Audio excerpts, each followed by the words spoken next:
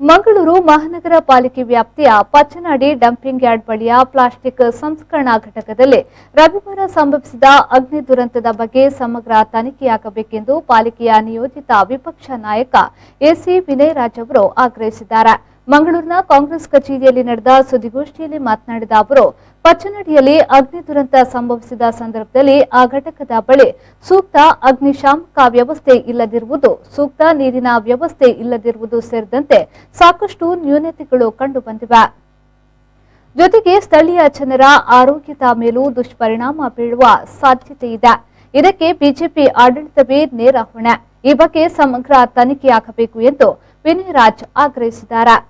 ಪಚ್ಚನಾಡಿಯ dumping yard ಬಳಿ ತುರ್ತು ಅಗತ್ಯಗಳಿಗಾಗಿ ನಿರ್ಮಿಸಲಾಗಿದ್ದ ಕೊಳವೆ ಬಾವಿ ಮತ್ತು ಪಂಪ್ ಪಾಲಿಕೆಯ ಆಸ್ತಿಯಾಗಿದ್ರೂ ಅದನ್ನ ಪಾಲಿಕೆ ಒಪ್ಪಿಗೆಯಿಲ್ಲದೆ ಸ್ಥಳೀಯ ಸದಸ್ಯರು ಬೇರೆ ಕಡೆ ಸ್ಥಳಾಂತರ ಮಾಡಿದ್ದಾರೆ ಎಂದು ಎಸಿ ವಿನಯ್ ರಾಜ್ ಆರೋಪ ಮಾಡಿದ್ದಾರೆ.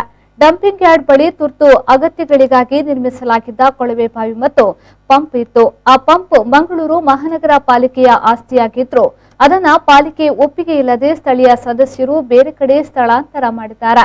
ಇದರಿಂದ ತುರ್ತಾಗಿ ಅಗ್ನಿಶಾಮಕ ವ್ಯವಸ್ಥೆಗೆ ನೀರು ಪೂರೈಕೆ ಮಾಡಲು ಸಾಧ್ಯವಾಗಿಲ್ಲ. ಈ ಹಿಂದೆ ಪಚ್ಚನಾಡಿ ಕೇಂದ್ರದಲ್ಲಿ 12.5 ಕೋಟಿ ರೂಪಾಯಿ ವೆಚ್ಚದಲ್ಲಿ ಹಿಂದೆ ಸುಸಜ್ಜಿತ ಸಂಸ್ಕರಣಾ ಘಟಕದ ಡಿಪಿಆರ್ ಆಗಿದೆ. ಅದನ್ನ ಆಡಳಿತ ಪಕ್ಷ ಮುಂದುವರೆಸಿಲ್ಲ. ಪಚ್ಚನಾಡಿಯಲ್ಲಿ ರವಿವಾರ ಸಂಭವಿಸಿದ ಅಗ್ನಿ ದುರಂತಕ್ಕೆ ಮತ್ತು ಅಗ್ನಿಶಾಮಕ ವ್ಯವಸ್ಥೆ ಇಲ್ಲದೆ ಇರುವುದು ಆಡಳಿತದಲ್ಲಿರುವ ಬಿಜೆಪಿ ಪಕ್ಷ ಪ್ರಮುಖ ಕಾರಣ ಅಂತ ಹೇಳಿದ್ರು. ಜನ ಆತಂಕಗೊಂಡು ಮತ್ತು ಏನು ಅಲ್ಲಿ ಹೊಗೆ ಸೃಷ್ಟಿಯಾಗ್ತದೆ, ಆ ಹೊಗೆ ಸೃಷ್ಟಿಯಾಗುವುದರಿಂದ ಪರಿಸರದ ಏನು ಹಿರಿಯ ನಾಗರಿಕರಿರ್ಬೋದು, ಮಕ್ಕಳಿರ್ಬೋದು, ಗರ್ಭಿಣಿಯರು ಇರ್ಬೋದು ಅಥವಾ ಶ್ವಾಸಕೋಶಕ್ಕೆ ಸಂಬಂಧಪಟ್ಟಂತಹ ಕಾಯಿಲೆಗಳಿರುವಂತಹ ಜನ ಏನು ಆ ಪರಿಸರದಲ್ಲಿ ಜೀವನ ಮಾಡ್ತಾ ಇದ್ದಾರೆ, ಅವರಿಗೆ ಬಹಳ ಇವತ್ತು ತೊಂದರೆ ಆಗ್ತಾ ಇದೆ.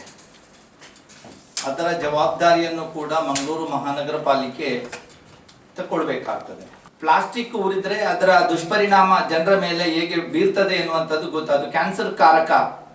ಮತ್ತು ಏನು ಪ್ಲಾಸ್ಟಿಕ್ ಕಲೆಕ್ಷನ್ ಆಗುತ್ತೆ ಅದರಲ್ಲಿ ಕೆಮಿಕಲ್ ಇರುವಂತಹ ಪ್ಲಾಸ್ಟಿಕ್ಗಳಿರ್ಬೋದು, ಬಾಟಲ್ಸ್ಗಳಿರ್ಬೋದು ಅಂತ ಬೇರೆ ಬೇರೆ ಪ್ಲಾಸ್ಟಿಕ್ ಐಟಮ್ಗಳನ್ನು ನಾವು ತಗೊಳ್ಳುವಂಥ ಸಂದರ್ಭದಲ್ಲಿ ಅದರಲ್ಲಿ ಕೆಮಿಕಲ್ ರಿಯಾಕ್ಷನ್ಸ್ ಕೂಡ ಇರ್ತವೆ. ಈ ಕೆಮಿಕಲ್ ರಿಯಾಕ್ಷನ್ ಇರುವಂಥ ಈ ಒಂದು ವಿಚಾರ ಇರುವಾಗ ಅದಕ್ಕೆ ಬೆಂಕಿ ಹತ್ತಿದಂತಹ ಸಂದರ್ಭದಲ್ಲಿ ಕರಿಹೊಗೆ ಬರುವುದರ ಮೂಲಕ ಪರಿಸರದ ಜನರಲ್ಲಿ ಬಹಳ ಒಂದು ಆತಂಕ ಮೊನ್ನೆ ಸೃಷ್ಟಿಯಾಯಿತು. 2018ನೇ ಇಸವಿಯಲ್ಲಿ ವಿಸ್ತೃತವಾದಂಥ 12.56 ಕೋಟಿ 56 ಲಕ್ಷದ ವಿಸ್ತೃತವಾದಂಥ ಡಿಪಿಆರ್ ಪ್ರಿಪೇರ್ ಮಾಡಿ 2019ರಲ್ಲಿ ನಮ್ಮ ಸರ್ಕಾರ ಅದಕ್ಕೆ ಅನುಮೋದನೆಯನ್ನು ಕೊಟ್ಟಿದೆ. ಅದನ್ನ 2 ವರ್ಷ ನೀವು ಯಾಕೆ ಮಲಗಿದ್ರಿ ಅದರ ಮೇಲೆ?